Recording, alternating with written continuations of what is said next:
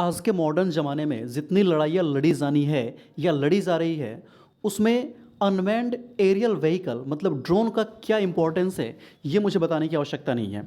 फिर भी मैं 2 ऐसे एग्ज़ाम्पल देता हूँ, जिससे ये और ज़्यादा क्लियर हो जाएगा कि ड्रोन इतना इम्पोर्टेंट क्यों है। पहला, हमास और इज़राइल के बीच जो युद्ध चल रहा है, उसमें जानते होंगे कि इज़राइल आराम से हमास के अलग-अलग ठिकानों को टारगेट कर रहा है। ये सिर्फ ड्रोन के चलते ही पॉसिबल हो पा रहा है। इसके अलावा जो रशिया यूक्रेन युद्ध चल रहा है, उसमें कह सकते हैं कि पूरी तरीके से ड्रोन ने इस युद्ध को बदल के रख दिया है। जहाँ एक एग्जाम्पल आपको बता रहे हैं कि कैसे यूक्रेन ने ड्रोन की मदद से रशिया की राजधानी मॉस्को को भी अटैक कर दिया था एक बार को।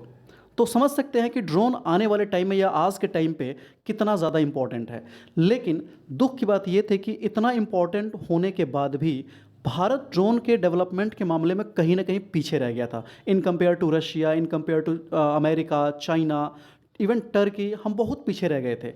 लेकिन ड्रोन प्रोक्योरमेंट के मामले की जब बात करते हैं तो हम पाकिस्तान से भी पीछे थे। पाकिस्तान अपना खुद का बनाया नहीं है, लेकिन उसने परचेज़ किया है। चाइनीज़ ड्रोन बहुत सारे ले लिए हैं जो कि हमारे पास नहीं थे ऐसे कोई भी ड्रोन। तो ड्रोन के मामले में कहीं ना कहीं हम थोड़ा सा पीछे दिख रहे थे। लेकिन रिसेंट में डीआरडीओ ने एक कमाल कर दिया है और इसके बाद से ऐसा लगता है कि बहुत जल्दी हम इस ड्रोन के वॉरफेयर में काफ़ी आगे निकलने वाले हैं। जैसा कि आप यहाँ आर्टिकल देख सकते हैं द इकोनॉमिक टाइम्स का, DRDO carries out successful flight trial of lethal UAV. जी हाँ, ये यहाँ पे इमेज है, देख सकते हैं। ये जितना खूबसूरत इमेज है उतना ही घातक ये है।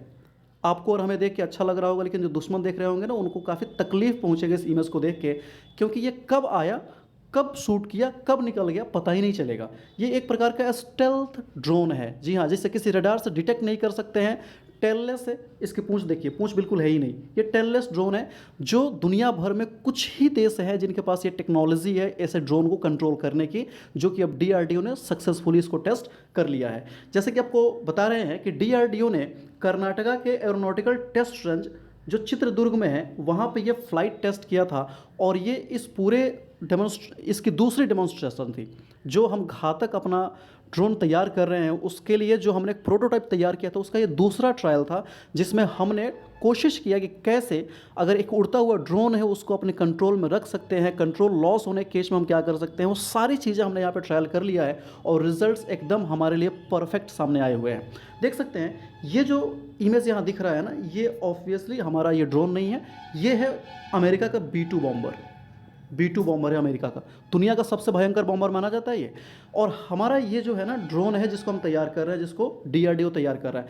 समहाउ अगर दोनों की इमेज को देखिएगा तो ऐसा लगेगा कि एक ही जैसा दिख रहा है, तो डिज़ाइन में एक ही जैसा दिख रहा है, लेकिन दोनों काम बिल्कुल डिफरेंट है। ये एक प्रकार का स्टेल्थ ड्रोन है जिसका इस्तेमाल हम अटैक करने के लिए करेंगे। और इस ड्रोन के विकसित हो जाने के बाद से भारत कहीं ना कहीं टर्की और चाइना से बहुत आगे निकल जाएगा और हम अमेरिका, रूस, चाइना जैसे ग्रुप में शामिल हो सकते हैं। हालांकि टर्की के पास ऑलरेडी एक TB2 ड्रोन है जो बहुत ही ज़्यादा कारगर आज के डेट में माना जा रहा है। आई होप आपको सब कुछ क्रिस्टल क्लियर हो गया होगा।